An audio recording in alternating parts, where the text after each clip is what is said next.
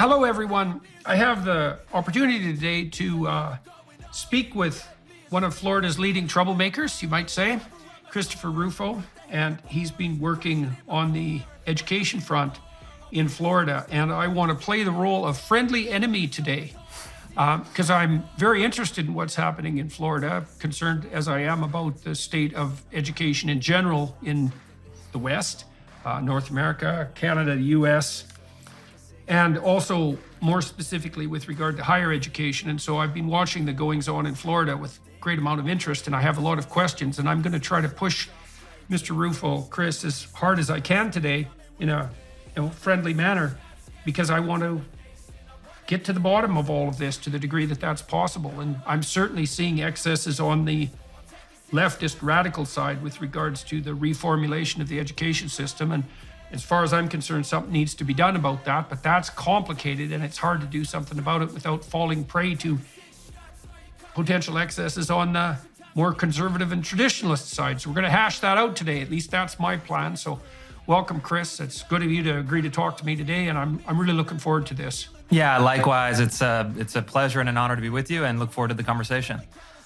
So let's start out by giving some people information about your background. And you kind of sprang onto the scene, at least insofar as I was concerned, just a couple of years ago when you started really, what would you say, pushing back against the DEI activists on the education front. And now you seem to be pretty integrally involved in Governor DeSantis of Florida's, what would you say, strategic moves forward on the education reform front. And so let's start with a bit of description about your background and how you came about doing what you are doing and what you're doing as well.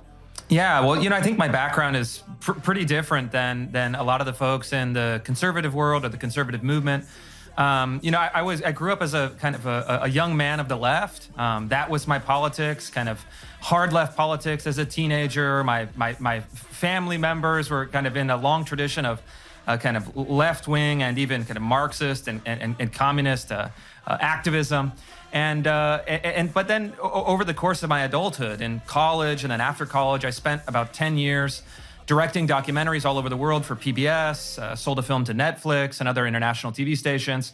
And that left-wing worldview totally fell apart. I started working in the conservative world, started doing journalism, and then, of course, I think sprung onto the scene, as you said it, with my work exposing critical race theory, first in government, then in K through 12 schools. And I think part of my background that is maybe even helped make me successful in this is that I know how the left thinks intimately, and I don't think that's true for my opponents. I don't think that they know how the right thinks. I don't think they know how conservatives think. They don't think the right does think. Yeah, that's right. Yeah, I get there was that great line, I think, from that conservatism is a series of irritable gestures. It's so condescending, and I think that while you could let that bother you or you could let that annoy you, it actually presents a strategic advantage for conservatives because we know how our opponents think. I think in many ways I can make the argument on my opponent's behalf better than they can. And then they look at us just like we're barbarians at the gate. And so it's fun. And even playing that role a little bit, kind of leaning into it with a wink, playing the barbarian, for me has been quite entertaining and quite amusing.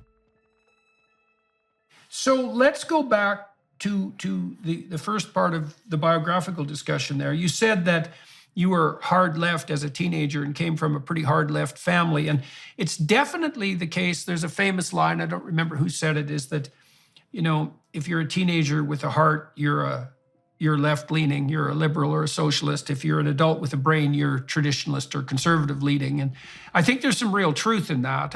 Also partly, and this has to do with your characterization of conservatism as a series of irritable gestures. One of the things that young people are looking for to orient themselves in the world is a cause that's noble that they can identify with. And it's really up to the community to provide that vision, which is part of their enculturation. And conservatives have done a dreadful job of that, I would say, and liberals as well, like the true liberals, not the leftist type. So when you were a kid, teenager, what do you think was specifically attractive to you, both personally and philosophically, about what was being offered to you on the left? Yeah, I mean, I think a lot of it is just a sense of heroism, a sense of drama, a sense of the romantic.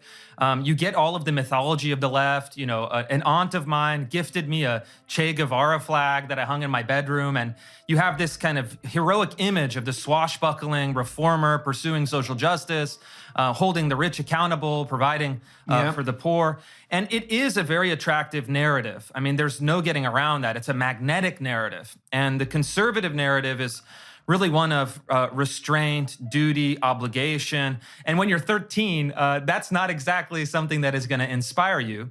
And at the same time, I think that I grew up in California, in Sacramento, and the kind of mythology around the University of Berkeley, the free speech movement, some of those great student moments at the time was also something that I gravitated towards. I remember as a teenager, my friends and I would go out and visit the campus at Berkeley and kind of be really kind of wide-eyed and amazed at the university culture. And so those were some of the things. And then, of course, my family members in Italy were kind of old school European working class Marxists. And so they would provide kind of long lectures when we would go back and visit, the thought of Lenin, the thought of Marx, the thought of Gramsci.